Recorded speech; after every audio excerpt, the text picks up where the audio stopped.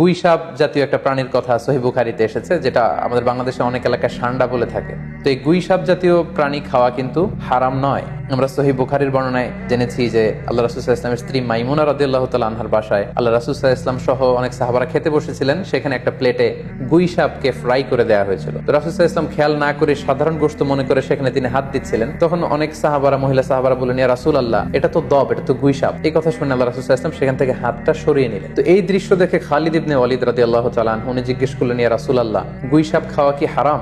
হারামুন আদ-দাব্বু ইয়া রাসূলুল্লাহ, আপনি যে হাত সরিয়ে নিলেন, গুই সাপ খাওয়া কি হারাম? আল্লাহ রাসূল সাল্লাল্লাহু আলাইহি ওয়াসাল্লাম বললেন যে না, গুই সাপ খাওয়া হারাম নয়, তবে আমি এটা খেয়ে অভ্যস্ত নই, আমাদের এলাকাতে এটা পাওয়া যায় না, এজন্য আমি এটা খাচ্ছি। তাহলে বোঝা গেল এক্ষেত্রে এটা রুচির সাথে সম্পৃক্ত। তো গুই সাপ হালাল বলে যে গুই সাপ আমাদেরকে খেতে হবে, সান্ডা আমাদেরকে খেতে হবে, এমন কোনো কথা নেই। আপনার যদি রুচিতে কুলায় আপনি খাবেন, আর রুচিতে যদি না আসে তাহলে আপনি খাবেন না।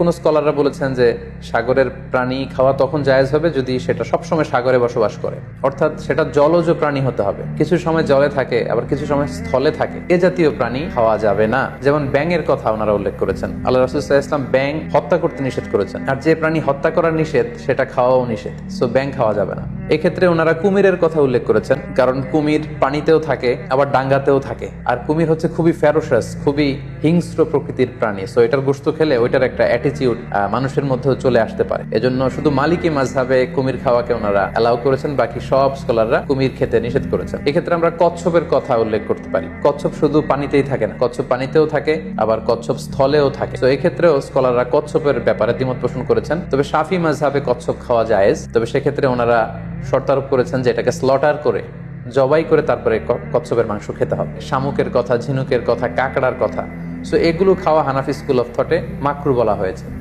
ওনারা মনে করেন যে এগুলো মাছ জাতীয় প্রাণীর অন্তর্ভুক্ত নয়, বরং এগুলো দেখতে অনেকটা কীট পতঙ্গ বা পোকামাকড়ের মতো, এগুলো জলজ প্রাণী, ফলে এগুলো খাওয়া যাবে না।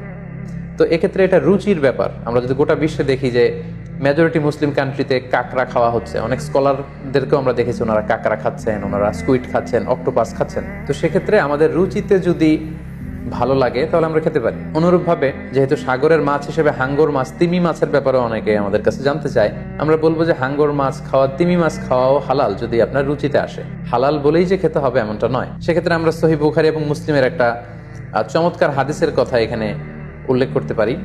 সেখানে আমরা জেনেছি যে সাহাবাদের একটা দলকে আল্লাহ রাসূল সাল্লাল্লাহু আলাইহি ওয়াসাল্লাম একটা নৌ সফরে পাঠিয়েছিলেন। বেসিক্যালি কুরাইশদেরকে আটকানোর জন্য সাওয়াহিলি পথে সাগরের উপকূল দিয়ে ওনারা গিয়েছিলেন।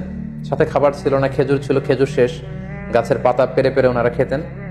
হঠাৎ প্রচন্ড ক্ষুধার্ত অবস্থায় 300 জন সাহাবীর একটা কাফেলা, তারা সাগরের পাড়ে যেয়ে দেখলেন সাগরের ঢেউয়ের ধাক্কায় বিশাল এক তিমি মাছের মতো একটা প্রাণী পড়ে আছে। ওনারা এই তিমি মাছ তখন খেতে আরম্ভ করলেন। তারা সেখানে প্রায় 1 মাস ছিলেন, সংখ্যায় ছিল 300 জন সাহাবীর মতো। ওনারা এই তিমি মাছ খেয়ে, এটাকে ফ্রাই করে, এটাকে সিদ্ধ করে করে টানা 1 মাস ওনারা খেলেন। এবং হাদিসে এসেছে যে আমরা এই তিমি মাছের গোশত খেয়ে, যদিও হাদিসের শব্দটা এসেছে আম্বার জাতীয় একটা মাছ, তো এটা এত বড়, এটা ব্লু ওয়েল টাইপের কোন একটা মাছ হবে, নীল তিমি টাইপের কোন একটা মাছ হতে পারে, কারণ হাদিসে এসেছে মাছের গোশত খেতে খেতে এটার কঙ্কাল বের হয়ে আসলো। তো একজন সাহাবা এটার পাজরের একটা কঙ্কালকে বালুর মধ্যে গেড়ে দাঁড় করালেন, কঙ্কালের একটা হাড্ডি। এই হাড্ডিটা এত বড় ছিল যে সাহাবারা ওই হাড্ডির নিচে দিয়ে ওট সহ, ওটার হাওদাত সহ যেতে পারছিলেন এবং ব্যাক করতে পারছিলেন।